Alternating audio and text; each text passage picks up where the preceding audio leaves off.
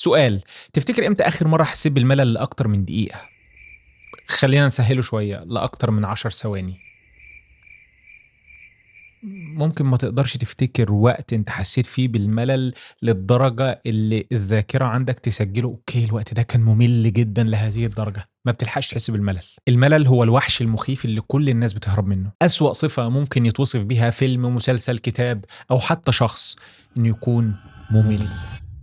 كلمة مخيفة، كلنا بنخاف منها، ما بنحبهاش، بنهرب منها، ولكن ليس بعد الآن. إحنا جايين النهارده إن شاء الله عشان نحسّن سمعة الملل، ونبرئه من كل الاتهامات السيئة دي، ونحوّله من الوحش المخيف اللي كلنا بنهرب منه، للوحش القوي ولكن بيلعب في فريقك، بيلعب معاك، وبيساعدك بشكل لا يمكن أن تتصوّره. مش هاكون بابالغ لمّا أقول إن حياتك هتتشقلب رأسًا على عقب لمّا تغيّر نظرتك للملل، فيالّا بينا نشقلب حياتك.